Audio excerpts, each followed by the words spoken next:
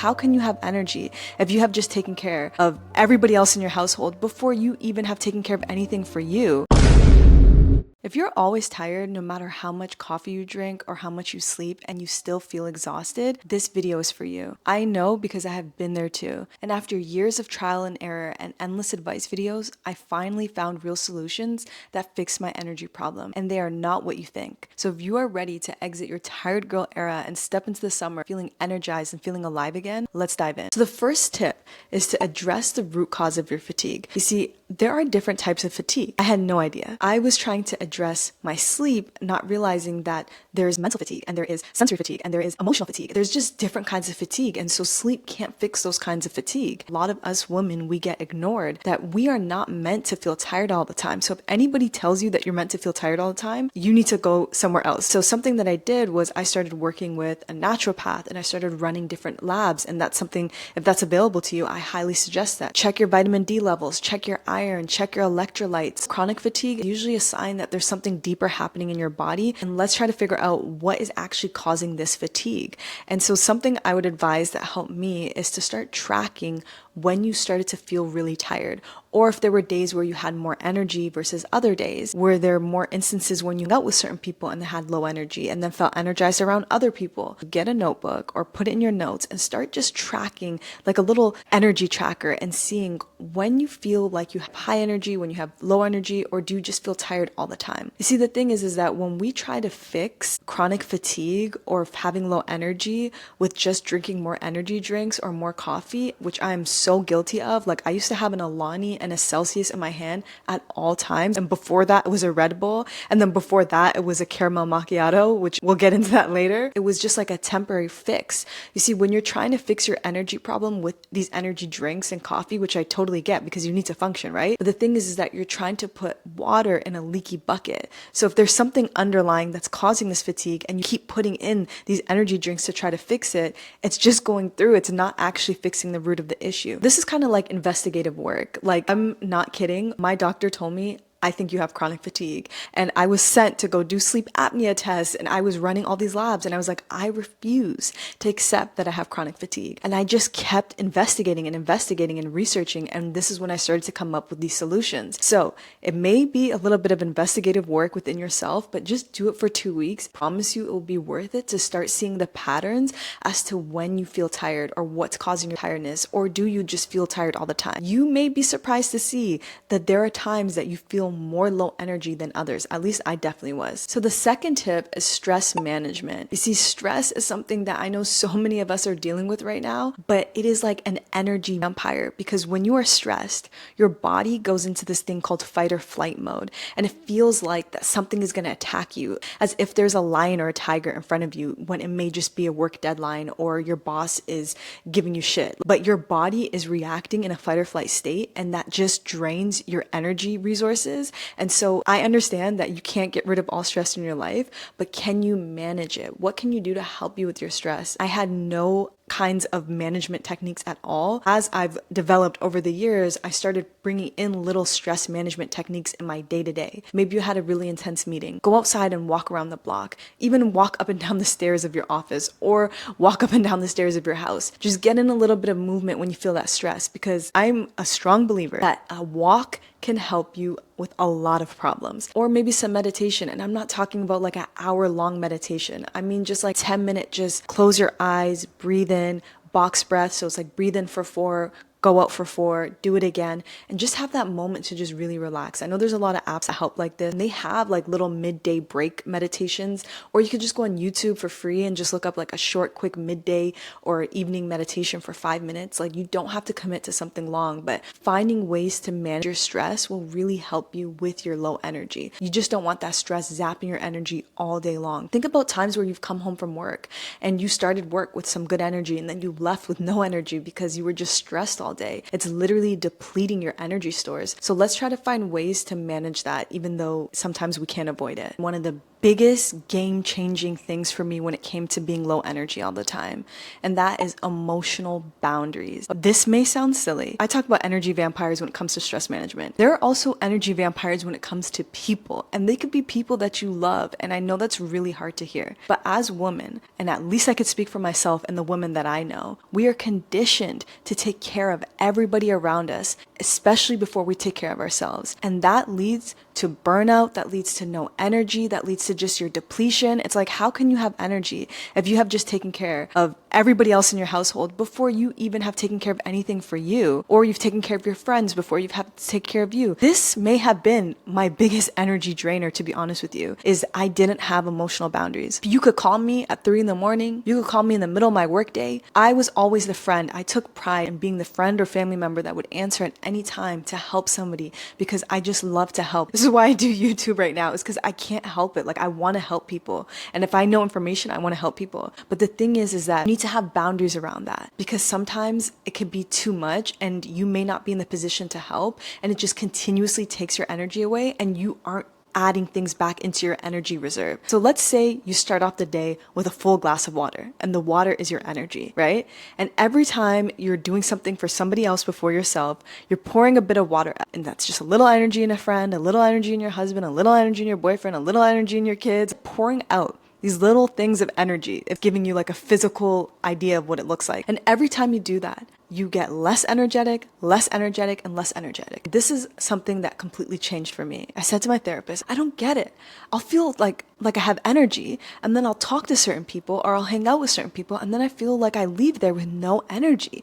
I don't understand. And my therapist looked me right in my face and she said, emotional labor is still labor. And I was like, what? I had never heard of this term of emotional labor in my life, and then I had to look it up and understand it. When you are taking on other people's stuff, I know you may try to just be a good friend or partner, that is still energy that you are taking on. So we need to work on our emotional boundaries. And something that worked for me is I've spoken with friends and family and said, hey, I can't answer my phone during these times because I need to be focused. Or I can't be there for you right now because I'm really focused on what I'm doing right now. It may sound weird, right? But this is a game-changing thing. If you are a people pleaser, if you are a consistent giver, or if you are really just a woman, because this is something a lot of us were raised to do. Start having honest conversations with people that you love and letting them know that you aren't available.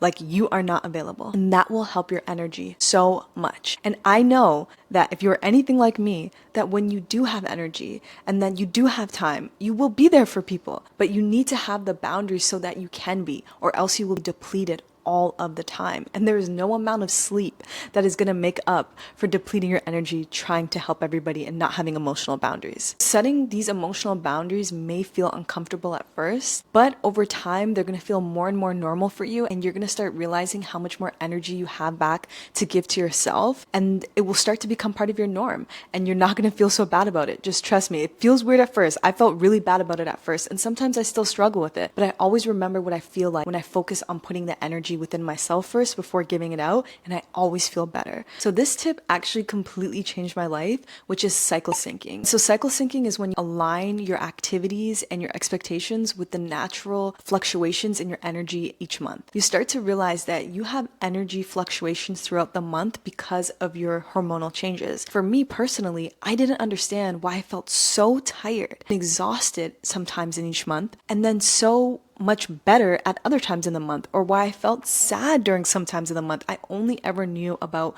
being on your period. I was never taught this in school. I literally learned this at age 30, which is kind of crazy. So when I'm in my luteal phase or menstruation phase, I really prioritize what my body needs at that time, which is a lot slower and a lot calmer and just needing time to relax and rest and sleep more even. Whereas when I'm in my follicular or ovulatory phase, I know that I have more energy and I'm more outward focused, and I just feel like totally ready to take on the day. And these are the things that I completely ignored. I ignored my own body, and I know a lot of us women do because we just aren't taught this. So this next tip number 5, is something that I think a lot of us are currently struggling with, which is mental stimulation. You see, the thing is that when we are constantly scrolling, whether it's on TikTok, TikTok or YouTube or Facebook. If anybody still uses Facebook, I do. These things also drain our energy. We are being overstimulated. Our dopamine is going up, and then we are having dopamine crashes, which makes us feel less energy. So this mental overstimulation can actually have us feeling low energy. And there's also this other end of mental stimulation where we are not being stimulated at all, where maybe we're doing like a really boring task consistently, or we're doing the same routine thing every day and we feel like just exhausted and tired. We need to switch things up. And that can happen to us, especially if we work at an office job in our desk where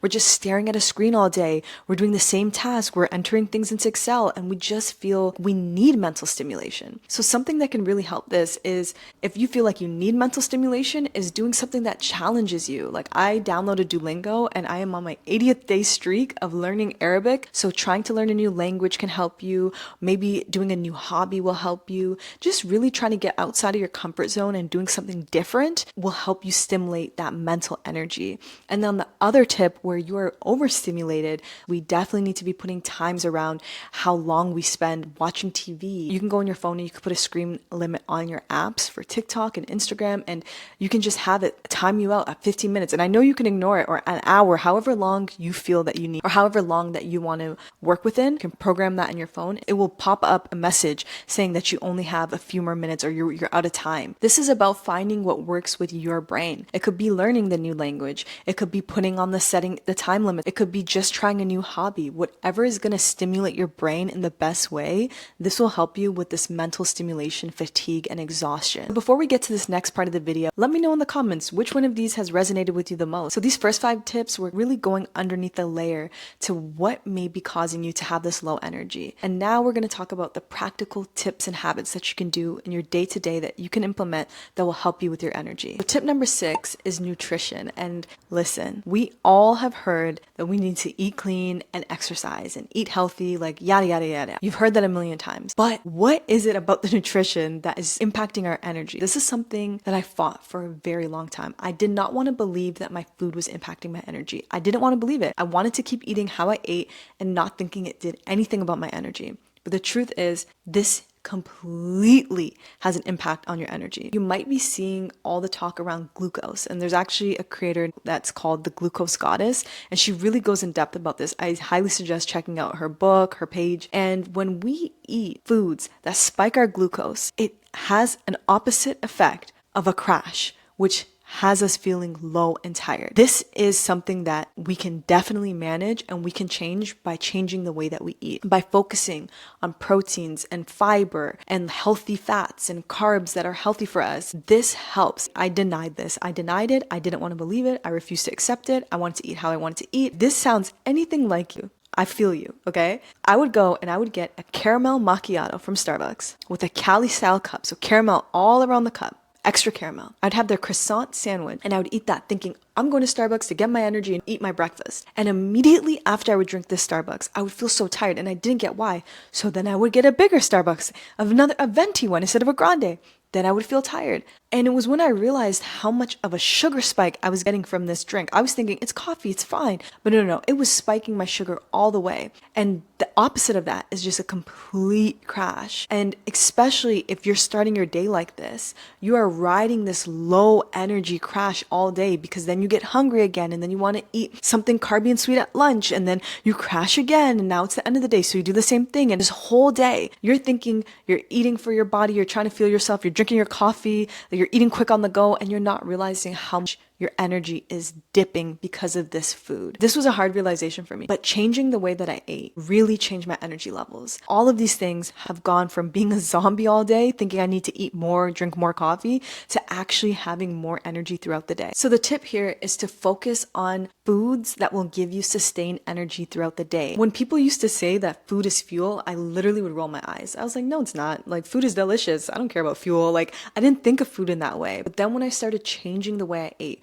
when I started having well-balanced meals, when I started thinking, oh, this is a healthy fat. Let me put that avocado with with those eggs on that whole wheat bread. And I started like really thinking how the food was impacting me. I seen a major change in my energy levels. Also helps stabilize blood sugar. I was so ignorant to blood sugar because I thought I don't have diabetes. I don't need to focus on this, but I was completely wrong. It does make a major difference. Focusing on your blood sugar helps you stabilize your energy throughout the day. And especially us women, there's a lot of us who are struggling with PCOS, insulin resistance, and things like that. This doesn't mean you need to swap out all your foods and try to have some perfect diet. Like, this is not what it means at all. I mean, just simply trying to start your day off with a well-balanced meal so that you don't have an energy crash by lunch, and just starting to make these simple switches and just like easy switches in your day, and start having a little bit of healthier snacks or adding a little bit of vegetables to your plates or some fiber supplement if you need to. That will help you with your energy levels. You don't have to do a whole overhaul. Just making tiny swaps in your life can really change things with your nutrition. I like Glucose Goddess. I highly suggest her. She has a lot of free recipes online and how you can make a well-balanced plate and how it can help you with your energy. She goes way more details in her videos. This next tip may seem common sense, but I find a lot of us ignore it, especially I did, which is hydration. Our body needs to be hydrated. So if you are feeling dehydrated, you will feel tired. And we don't realize it because if we start our day off with just coffee and then at lunch we have Coke and then at dinner we're drinking some iced tea or something, like that's not enough water for us. When you think dehydration, you might think you're like dying after like a run in the desert. Like, I'm not talking about that. I'm saying like even a mild dehydration can make us feel fatigued and have headaches and feel like brain fog. And we don't associate it's causing this, right? So something that's really helped me is I put a huge jug of water beside my coffee machine. That is like a little habit stack that I do. So I've also started getting little electrolyte packets like the Element or whatever in your Whole Foods or Trader Joe's. If you don't like the taste of water, you'll start to notice how much more energized you feel when actually drinking water. And it's very easy to go out throughout your whole day and not drink enough water. So tip number 8 is low impact movement. Probably heard the advice that you need to move your body. It's good for you. It's healthy. Go to the gym. All of those things. Great. Perfect. We love that. The thing is that when you are trying to over push yourself in workout routines that aren't working for your body, they're not aligned with your cycle, or they just don't feel good to you, it will make you feel like low energy. And it's when I switched to doing low impact movements like walking and Pilates. This Pilates trend is a trend for a reason. I literally noticed how much more energy I had. Give yourself permission to take a walk. Give yourself permission to start a Pilates class or to do yoga. Doing these kind of things really can actually help fuel you. I never understood what it meant to feel energy after workout. I thought I was crazy. I always felt exhausted after workout. And when I started changing my workouts to low impact, I'm like, this is what they mean when you have energy after workout. I started to feel good and I didn't need to chug a bunch of pre-workout and have a crash after working out. I started to feel like just feeling energized again. So start doing some low impact movements in your day. Start doing a little walks. You could go swimming. You could take a nice little bike ride around your neighborhood. Just don't think that you need to do high impact workouts and deplete your body every single day. There are times for that, but there are also times for when you are starting at a baseline low energy. The best thing that you could do is do low impact movements. This next tip you might have heard Andrew Huberman say like a million times, which is sunlight exposure. When you first wake up, get that sunlight in your eyes. Even if it's a gloomy day, go outside and try to get the sunlight in your eyes. And he says that you can even go through your window, like look at your window, open the window, look at that sunlight, and it helps with your body's natural circadian rhythm. And I know for me, when I had to wake up super early and the sun wasn't out yet, I got the Hatch, like it's a sunrise alarm clock, and it literally makes you feel like the sun is shining in your room. And every single time I just realize it's the alarm clock doing this. You don't need the Hatch. There are regular sunrise alarm clocks on Amazon. Or if you live in a place where you can get outside right away, go outside, look at that sun. Like, don't look directly at the sun, but getting sunlight exposure definitely helps you feel more energized. Like, have you ever sat in your office all day long and then gone for a lunch break and walked around and just stepped outside and you feel like alive again, you feel energized again? Sunlight is really good for your vitamin D. It's just good for everything. So get in some sun, even when it's gloomy outside, even if it's the winter time. Force yourself outside of your home, force yourself outside of your office, and get that sunlight in, because we are not meant to sit and stare at screens all day long. That definitely will deplete your energy. So now that we have made it to number 10, we can talk about sleep. And when I mean sleep, I'm specifically talking about sleep quality, not quantity. And when I got an Oura Ring is when I finally realized that even though I thought I was sleeping for 8 hours, I wasn't. So focus on improving the quality of your sleep, not just the quantity of your sleep. Because a lot of us are told that we need to sleep 8 hours, which is great, but not all 8 hours are the same. If you are on your phone and looking at blue light right before you go to bed, that impacts how deep you sleep. That's not like you're not really getting into your restorative sleep. Or if you're eating really late night, that also impacts your sleep. And I used to ignore all of this. When I read my Oura Ring report in the morning, I would see like, oh, your heart rate went up, like you didn't get good sleep. Did you eat late? And I'm like, how did you know? Your body is literally doing different things when you eat late night, or when you're on your phone late night, or if you're watching something that's like really intense. Like I can't watch White Lotus before bed anymore. You don't have the same kind of sleep. Or if your room is hot, you're not going to sleep the same. Or like for me, I had to get blackout curtains because of light coming into the room, and you think it's not impacting you, but it actually is impacting your sleep quality, even if you're laying there for 8 hours. So a big suggestion would to be focusing on improving these sleep quality things. Like, can you get some blackout curtains? Can you cool down the room? Can you eat a little bit earlier so you're not trying to digest while you're going to sleep? Can you not chug the water right before bed so you're not running to the bathroom? Things like that. Can you get off your phone a little bit early? Like set your phone to dim. I have an iPhone that you can set it a dimmer color at night. All of these things will help you with the quality of your sleep. So these were the 10 tips that completely changed my energy, that took me from being in my tired girl era 4 years to finally feeling like I can fully function and feel energized again. So this is actually part 3 of my getting out of a slump series. So if you're interested in this topic of how to bounce back and how to feel like yourself again, please check out one of my videos over here. I'd love to hear from you. Which one of these resonated with you the most? Which one of these are you going to try today to help you get more energy?